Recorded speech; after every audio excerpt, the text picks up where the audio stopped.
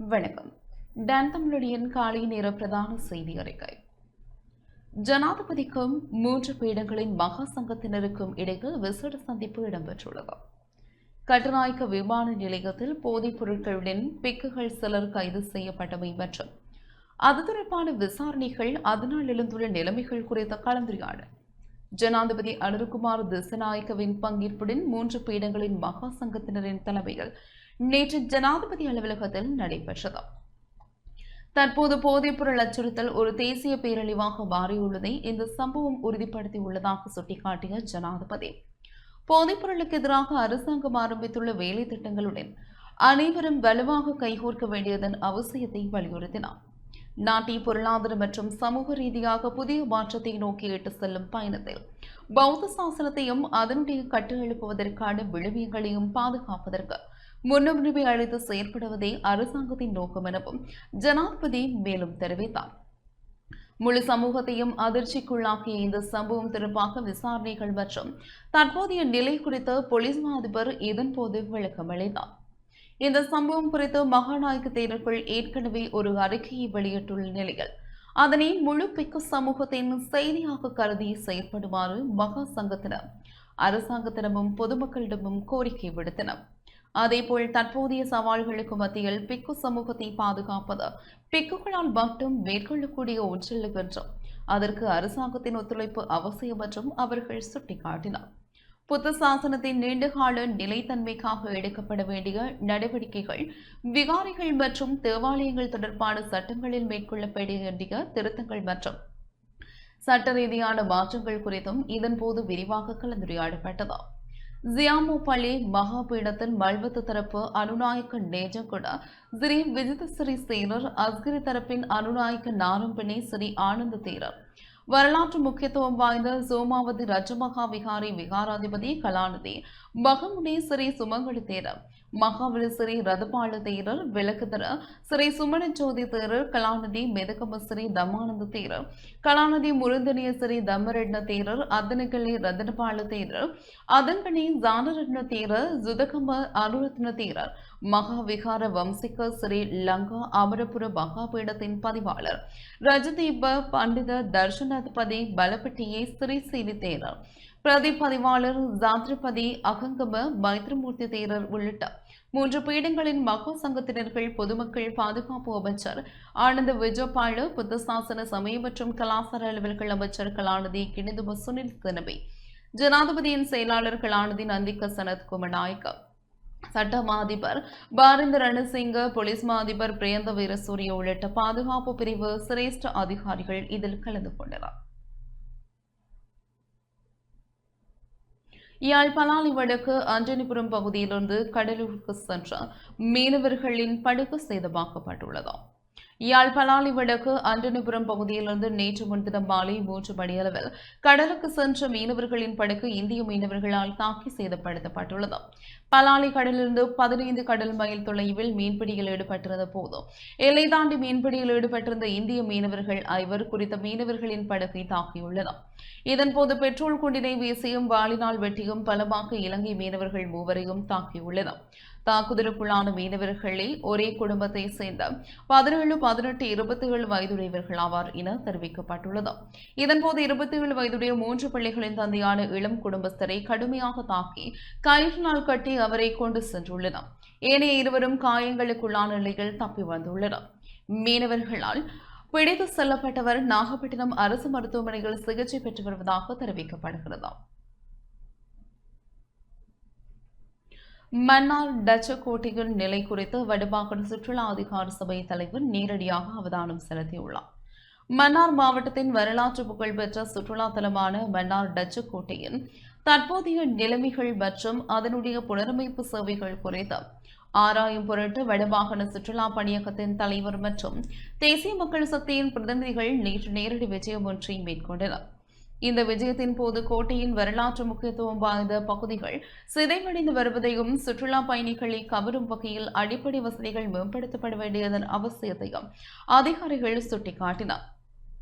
கோட்டையின் தொன்மையை சிதைக்காமல் பாதுகாப்பதுடன் நவீன சுற்றுலா தரத்தில் ஏற்ப அதனை எவ்வாறு மாற்றியமைக்கலாம் என்பது குறித்தும் விரிவாக கலந்துரையாடப்பட்டது. மன்னார் மாவட்டத்தின் பொருளாதார வளர்ச்சியை மேம்படுத்த இவ்வாறான வரலாற்று தலங்களை முறையாக பராமரிப்பதன் மூலம் வேலைவாய்ப்புகளை உருவாக்க முடியும் எனவும் இதன்போது வலியுறுத்தப்பட்டது. இந்த கள விஜயத்தில் வடமாகாண சுற்றுலா பணியகத்தின் தலைவர், தேசிய மக்கள் சக்தியின் மன்னார் மாவட்ட ஒருங்கிணைப்பாளர் மற்றும் கட்சியின் முக்கிய உறுப்பினர்கள் பலரும் கலந்து கொண்டனர். அவர்கள் கோட்டையின் ஒவ்வொரு பகுதியையும் பார்வையிட்டதுடன் அங்கு மேற்கொள்ளப்பட வேண்டிய அவசர திருத்தப் பணிகள் குறித்தும் கேட்டறிந்தனர். அதே நேரம் 108 மில்லியன் ரூபாய் செலவில் புனரமைக்கப்படும் குறித்த செயல் திட்டத்தை விரைவில் நிறைவேற்றுமாறும் ஒப்பந்ததாரரிடம் கோரிக்கை விடுக்கப்பட்டது.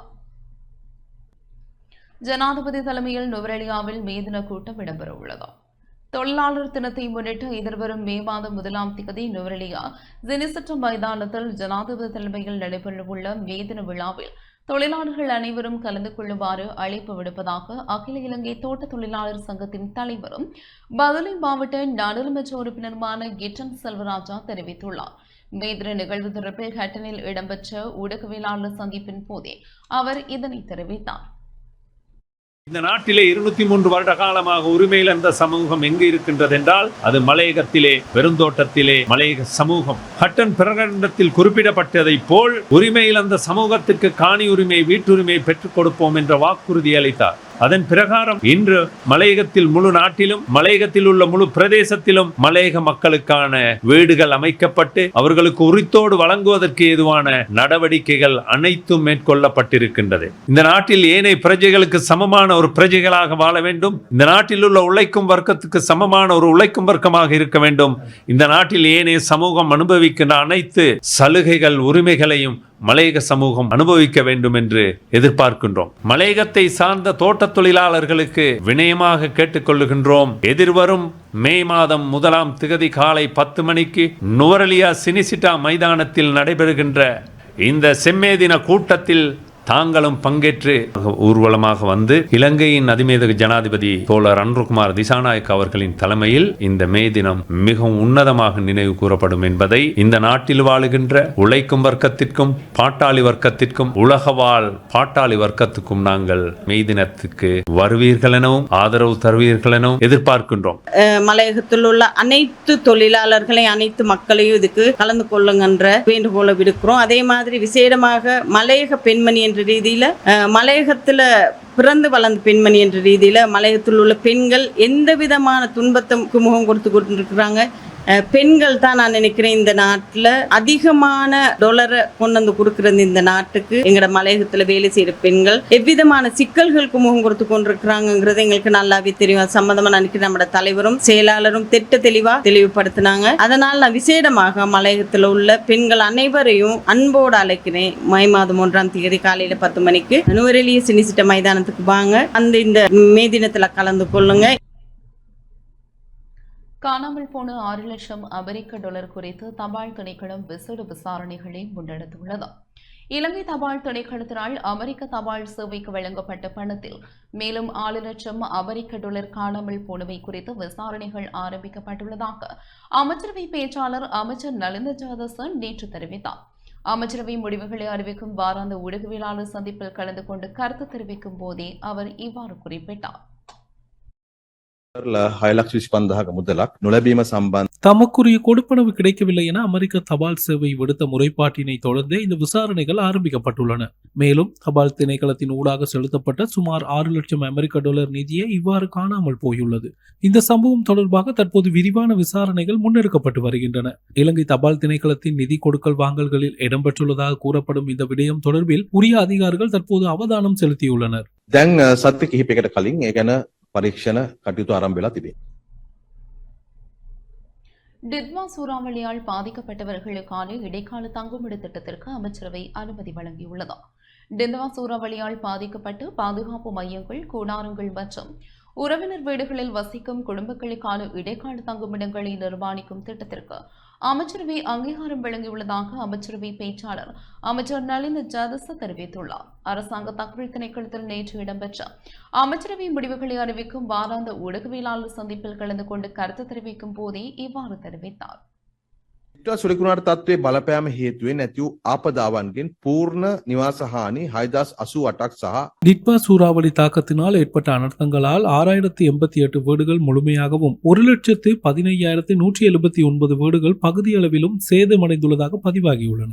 பாதிக்கப்பட்ட குடும்பங்களில் 2026 ஏப்ரல் 22ஆம் தேதி வரை 494 குடும்பங்கள் நாட்டின் 4 மாவட்டங்களில் உள்ள 20 பாதுகாப்பு மையங்களில் தங்கியுள்ளதுடன் மேலும் பல குடும்பங்கள் கூடாரங்களிலும் உறவினர் வீடுகளிலும் தங்கியுள்ளனர். மண் சரிவு மற்றும் வெள்ளத்தினால் வீடுகளை இழந்த குடும்பங்கள் புதிய வீடுகளை அமைக்கும் வரை வாடகை வீடுகளில் தங்கியிருப்பதற்காக 25,000 ரூபாய் மாதாந்த வாடகை கொடுப்பனவை வழங்க நடவடிக்கை எடுக்கப்பட்டது. எனினும் அந்த பகுதிகளில் வாடகைக்கு வீடுகளை பெற்றுக் கொள்வதில் சிக்கல் நிலவுவது அவதானிக்கப்பட்டுள்ளது. இதன் அடிப்படையில் தேசிய கட்டிட ஆராய்ச்சி நிறுவனம் சமர்ப்பித்துள்ள வீட்டு திட்டத்திற்கமைய இலங்கை ராணுவத்தின் மனிதவள பங்களிப்புடன் இந்த திட்டம் நடைமுறைப்படுத்தப்பட உள்ளது. கேகாலை, கண்டி, நூரலியா மற்றும் பதுளை ஆகிய மாவட்டங்களில் பாதுகாப்பு மையங்கள் மற்றும் கூடாரங்களில் தங்கியுள்ள 1000 குடும்பங்களுக்கு நிரந்தர வீடுகள் கட்டி முடிக்கப்படும் வரை இடைக்கால தங்குமிடங்களை அமைத்துக் கொடுப்பதற்காக பாதுகாப்பு அமைச்சர் என்ற ரீதியில் ஜனாதிபதி முன்வைத்த யோசனைக்கு அமைச்சரவை அங்கீகாரம் வழங்கியுள்ளது. අන්තර්කාල නිවාස ඉදිකර දීමේ ව්‍යාපෘතියක් ක්‍රියාත්මක කිරීම පිණිස ආරක්ෂක අමාත්‍යවරයා හැටියට ජනාධිපතිතුමා ඉදිරිපත් කළ යෝජනාව කැබිනට් මණ්ඩලය අනුමත කළා.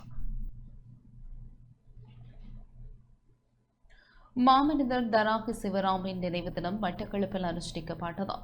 சிரேஷ்ட ஊடகவியலாளர் மாமனிதர் தராகி சிவராம் அவர்களின் 21ஆம் ஆண்டு நினைவேந்தல் நிகழ்வு நேற்று மட்டக்களப்பில் அனுஷ்டிக்கப்பட்டது. மட்டக்களப்பு காந்தி பூங்காவில் அமைக்கப்பட்டுள்ள படுகொலை செய்யப்பட்ட ஊடகவியலாளர்களின் நினைவு தூபியில் நினைவேந்தல் நிகழ்வு இடம்பெற்றது.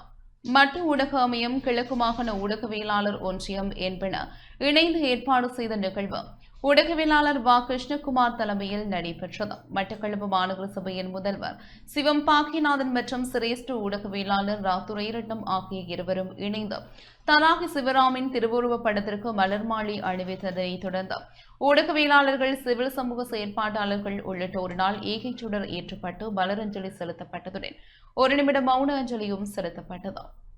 தற்போதைய தேசிய மக்கள் சக்தி அரசாங்கத்தினுடைய ஜனாதிபதி அனுரகுமார திசாநாயக்க அவர்களுக்கு விடுக்கின்ற ஒரு வேண்டுகோள். கடந்த காலங்களில் நிகழ்த்தப்பட்ட ஊழல் மோசடிகளை நீங்கள் தூக்கி வைத்து இப்பொழுது சீர்தூக்கி பார்க்கின்றீர்கள். படுகொலை செய்த படுகொலையாளர்களை கைது செய்து நீங்கள் விசாரணை நடத்துகின்றீர்கள். ஆனால் உங்களுடைய தேர்தல் விஞ்ஞாபனத்தில் ஒன்றாக கூறப்பட்டது, மறைந்த ஊடகவியலாளர்கள், அதாவது படுகொலை செய்யப்பட்ட சிங்கள தமிழ் ஊடகவியலாளர்களுக்கு நீதியை பெற்றுத் தருவேன் என்று நீங்கள் உங்கள் தேர்தல் வாக்குறுதியாக அளித்திருந்திருக்கிறீர்கள். ஆனால் இதுவரை இவ்வாறு கொலை செய்யப்பட்ட அண்ணன் சிவராம், அண்ணன் நாட்டுப்பற்றாளர் நடேசன் போன்றவர்கள், நிமலராஜன் போன்றவர்களுக்குரிய நீதியை வழங்குவதற்குரிய உங்களுடைய அடிப்படை இன்னும் ஆரம்பமாகவில்லை என்று நினைக்கின்றோம். அந்த நாட்களிலே தொழில்நுட்ப வசதிகள் மிக குறைந்த காலமாக இருந்தாலும் கூட எல்லோருமே கணனி யுகத்துக்கு கொண்டு வந்ததில் ஊக்கப்படுத்தியவர் சிவராம் தான். ஆரம்பத்திலே என்னை தியானந்தமூர்த்தியை போன்றவர்களை ஆரம்பத்தில் நான் கணனியை பெற்றிருந்தாலும் கூட அதில் முழுமையாக அதில் ஈடுபடுத்தி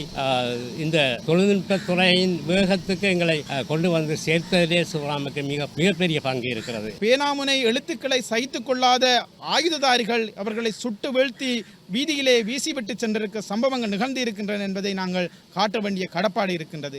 ஆகவே ஊடகவியலாளர்களாக சேர்ந்து நாங்கள் இவ்வாறு வருடந்தோறும் அல்லது அவ்வப்போது வீதியிலே இறங்கி போராடி வருகின்றோம், நினைவஞ்சலிகளை நிகழ்த்தி வருகின்றோம். இவ்வாறான நிகழ்வுகளை நாங்கள் அடுத்த சந்ததிக்கு எத்தி வைக்கின்றோம். இந்த படுகொலை செய்யப்பட்ட, கடத்தப்பட்ட, காணாமலாக்கப்பட்ட ஊடகவியலாளர்கள் சிவராமண்ணம் போன்றவர்களுக்குரிய நீதியை பெற்றுக் கொடுப்பதற்கு இந்த அரசாங்கம் முன்வர வேண்டும். மட்டக்களப்பு மாவட்டத்தில் வறட்சியை எதிர்கொள்வது தொடர்பில் கலந்துரையாடப்பட்டது.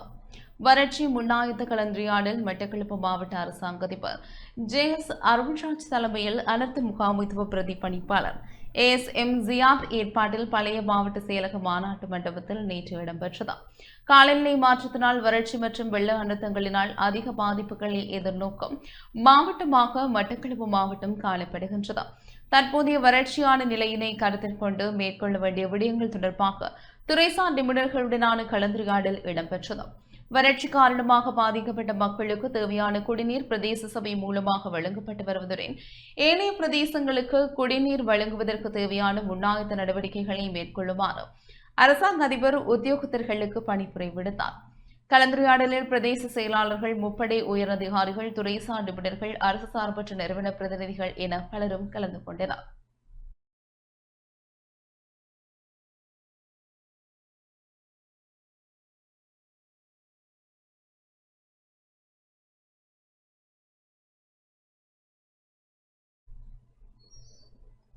வவுனியாவில் புகையிரதம் மோதியதில் முதியவர் ஒருவர் உயிரிழந்துள்ளார். வவுனியா தோணிக்கல் பகுதியில் புகையிரதம் மோதியதில் முதியவர் ஒருவர் சம்பவ இடத்திலேயே உயிரிழந்துள்ளார்.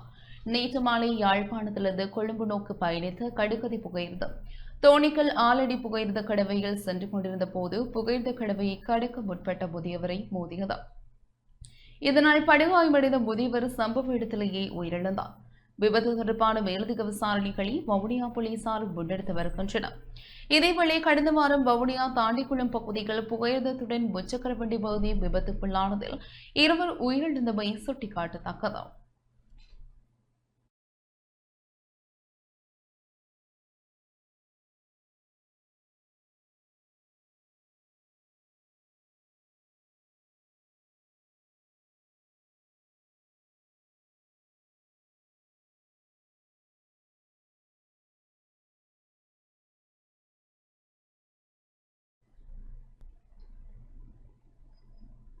யாழ்ப்பாணம் செம்மணி மனித புதைக்குழியின் 3ஆம் கட்ட அகழ்வின் 2ஆம் நாள் அகழ்வு நேற்று இடம்பெற்றது. யாழ்ப்பாணம் அரியாலை செம்மணி சித்துப்பாத்தி மனித புதைக்குழியின் 3ஆம் கட்ட அகழ்வின் 2ஆம் நாள் அகழ்வு நேற்று இடம்பெற்றது. நேற்றைய தினம் எலும்புக்கூடு கிழவையும் அடையாளம் காணப்படவில்லை. கடந்த ஆண்டு செப்டம்பர் மாதம் 2ஆம் கட்ட அகழ்வுகள் தற்காலிகமாக நிறுத்தப்பட்டிருந்த அகழ்வு நடவடிக்கை நேற்று முன்தினம் முதல் மீண்டும் ஆரம்பமானது. நேற்று அகழ்வு நடவடிக்கையை யாழ்ப்பாணம் நீதிமன்ற நீதிவான் எஸ் லெலின்குமார் மேற்பார்வை செய்தார். நேற்று ஆரம்பமான 3ஆம் கட்ட அகழ்வு நடவடிக்கைகளுக்காக பாதீடு நிதி அமைச்சினால் அங்கீகரிக்கப்பட்டு அதற்கான நிதி யாழ்ப்பாணம் மேல் நீதிமன்றத்திற்கு வழங்கப்பட்டுள்ளது. அதன் அடிப்படையில் 3ஆம் கட்ட அகழ்வு நடவடிக்கையை 56 நாட்களுக்கு முன்னெடுக்க தீர்மானிக்கப்பட்டுள்ளது. அதற்கு மேல் 2 வார கால அடிப்படையில் 3ஆம் கட்ட அகழ்வு நடவடிக்கை முன்னெடுக்கப்பட்டு வருகின்றது. கடந்த ஆண்டு 2ஆம் கட்ட அகழ்வு நடவடிக்கை முடிவில் மொத்தம் 240 மனித எலும்புக்கூடுகள் அடையாளம் காணப்பட்டன. அவற்றுள் 239 எலும்புக்கூடுகள் முழுமையாக தோண்டி எடுக்கப்பட்ட சட்ட வைத்திய அதிகாரியிடம் ஒப்படைக்கப்பட்டது.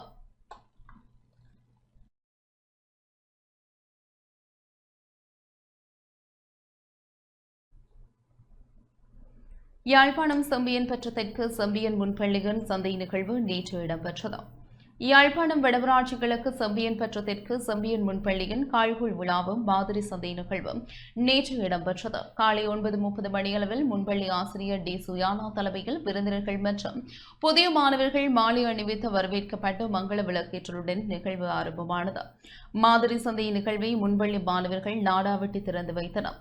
தமது சந்தை நிகழ்வை மேற்கொண்ட நிலையில் மாணவர்கள் பொருட்களை விற்பனை செய்த மக்கள் பொருட்களை பெற்றுக் கொண்டனர். பிறந்தவ விருந்தினராக வடமராட்சி கிழக்கு உதவி பிரதேச செயலாளர் செல்வி கோபிநாத் தாரணி பங்கேற்றார். சிறப்பு விருந்தினர்களாக மருதங்கணி முன்பள்ளி அமைப்பாளர் திருமதி ஜெயந்தினி சிவஞானம் மற்றும் செம்பியன் பெற்ற தெற்கு கிராம அலுவலர் சங்கரப்பிள்ளை காந்தரூபன் ஆகியோர் பங்கேற்றனர். இந்த நிகழ்வில் மாமுனி கலைமகள் முன்பள்ளி சிறார்கள் மற்றும் செம்பியன் பெற்ற அரசினர் தமிழ் கல்வியின் பாடசாலையின் ஆரம்ப பிரிவு மாணவர்கள் பெற்றோர்கள் என பலரும் பங்கேற்றனர்.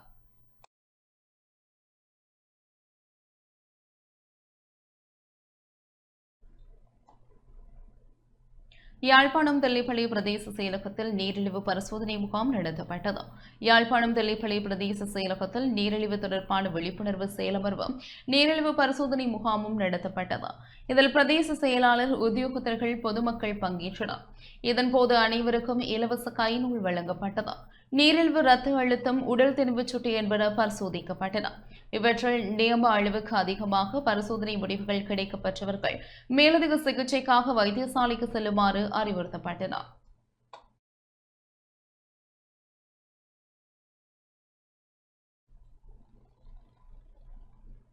இத்துடன் இந்த செய்தி அறிக்கை நிறைவு பெற்றது. தொடர்ந்தும் எமது செய்தி அறிக்கைகளுடன் இணைந்திருங்கள். வணக்கம்.